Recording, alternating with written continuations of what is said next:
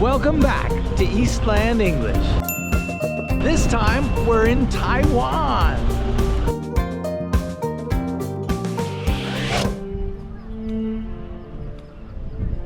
This day was to be the last day that we would spend with my family as their flight left from Taipei that evening.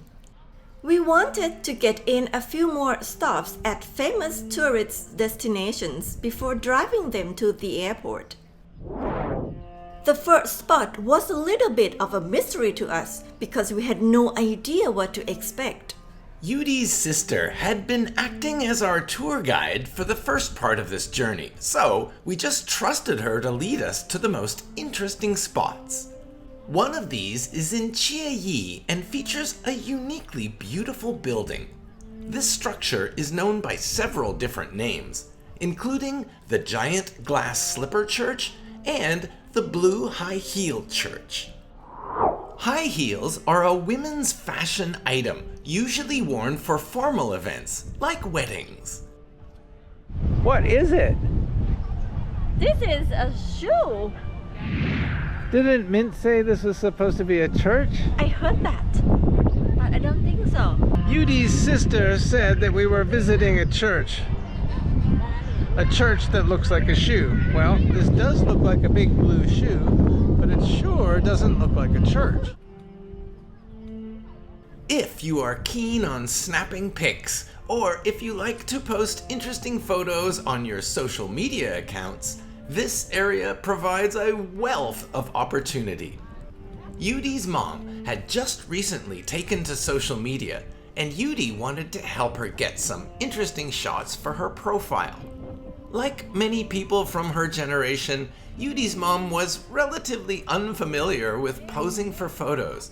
However, with a little coaching from her daughter, she was able to get some great snaps.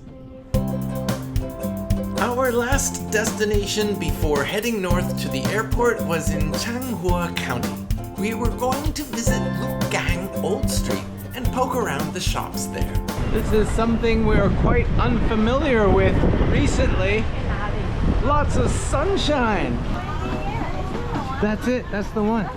Yeah, we have to come back this way. I would like to try that Chinese Taiwanese pancake. Hi. Hello. Hi, sausage. Hello. Much more crowded. The narrow streets, lots of shops. I was going to say, but I don't see any games, but right behind me, more games. This little shopping area is only open from the late morning to the early evening. The most striking difference between Lukang Old Street and the other markets we had visited was the paving stones used for the roads and back alleys. They look very similar to the red bricks that most of the buildings here are made of. The streets are narrow and the side alleys are even narrower. Packed in along these streets are numerous shops and vendors selling everything from musical instruments to dried meats.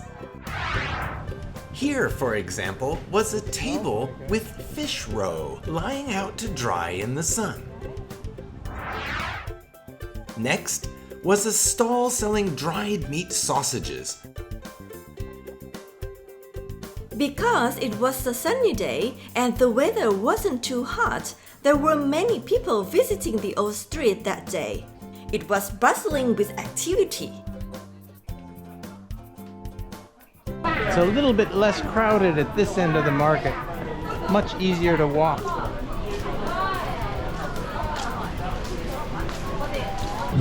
How do you like my hat? In this courtyard, we found an example of a traditional Taiwanese puppet show that you can enjoy during the day. English.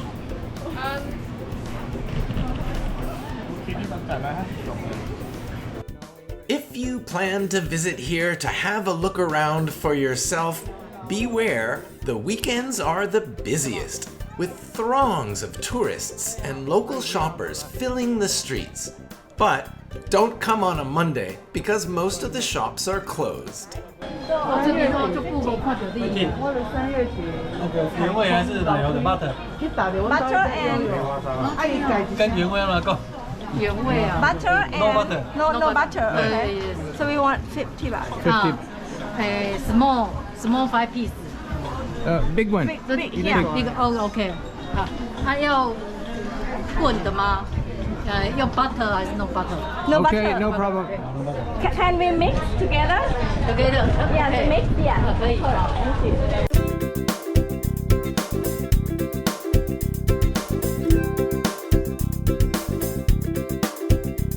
Thank you. All right, we got ourselves these lovely hot pancakes.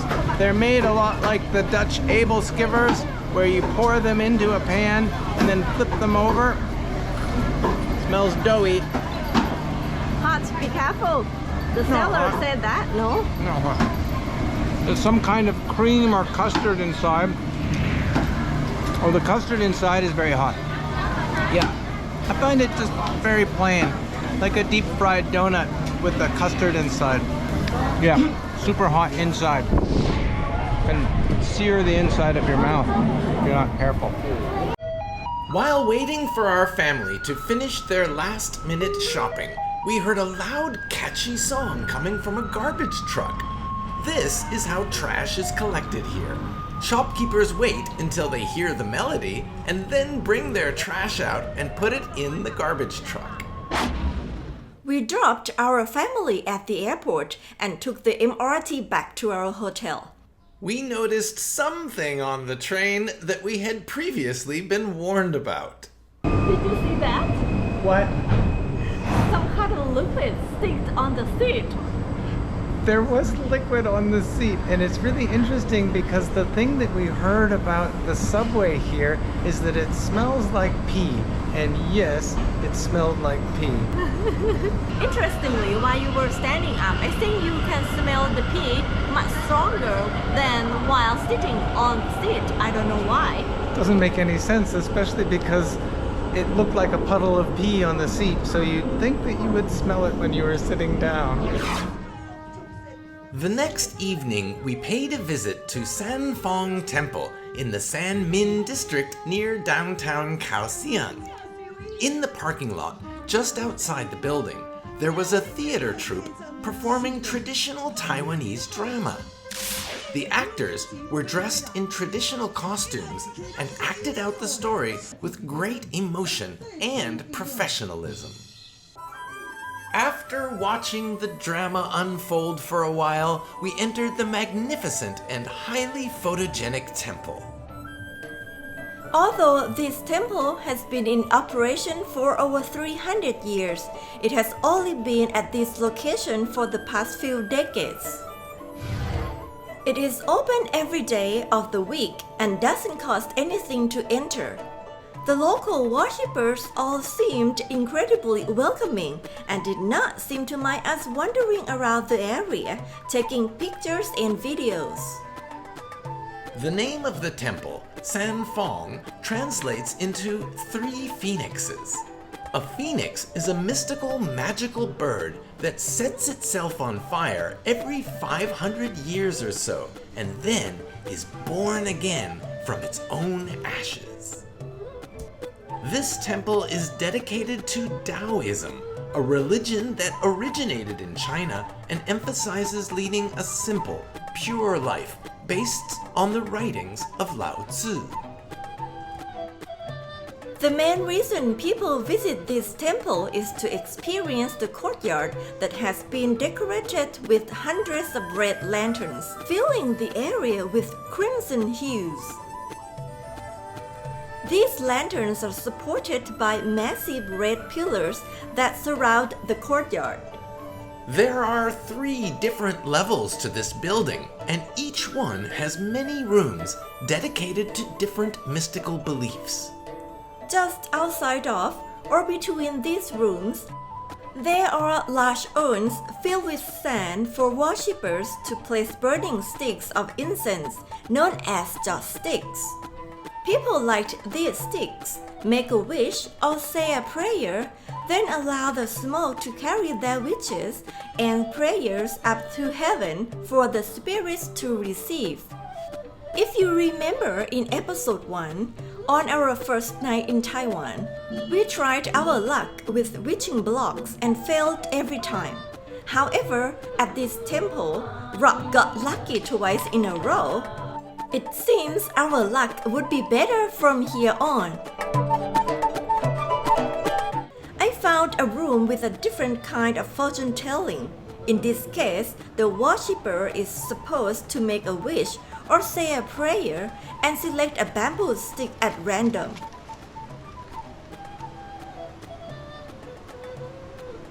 On the stick were numbers and Chinese characters, giving a clue as to the next stage of the divination.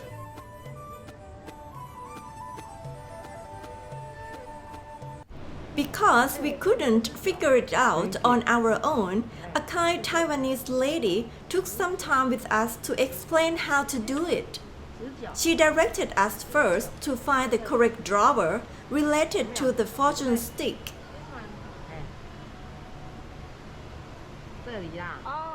In that drawer was another set of instructions which required another interpretation.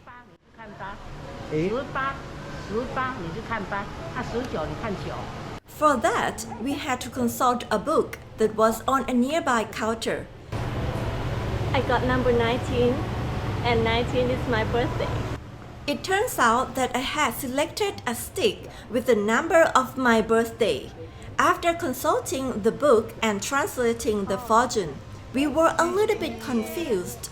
Part of the fortune warned teacher Yudi not to go fishing during a full moon. Well, at least that was not likely going to happen in our future.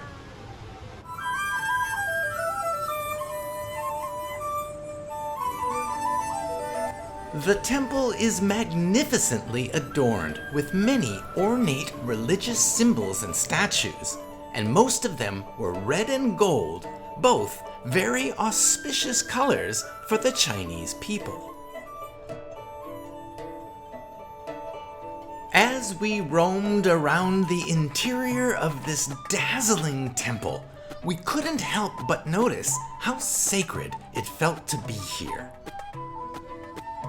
There were very few other tourists like us. Almost all of the visitors were here to pray. We saw a variety of praying techniques. Some worshippers would just stand with their hands together, but many here used kneelers or wooden benches that you could kneel on. Some of them had cushions on them to make it easier on the knees.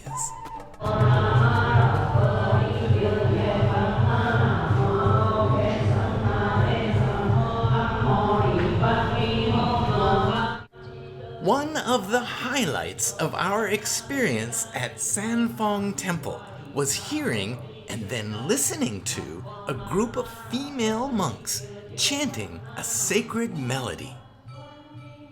The language they used for their chant did not seem like Chinese to our ears. Maybe it was Sanskrit or Pali.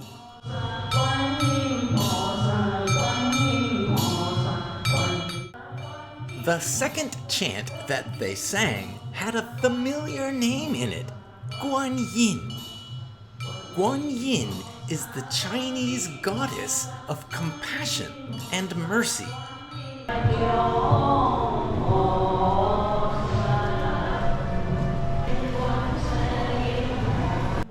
When we exited the building, we were struck by the fine artistic talent of the master artist Pan Lu Shu, who painted the gods on the doors of the temple. Outside, we were met with the flashing lights of another kind of show. This is a puppet show in the traditional style. Although no one else was watching when we arrived, the puppeteer, or person controlling the puppets, was so focused on the performance, expressing his spirit through this ancient and traditional art form. As someone who studied and performed theater, I was interested in what went on backstage. So I walked around to the side of the stage to record this artist as he continued the tradition of Taiwanese puppet theater.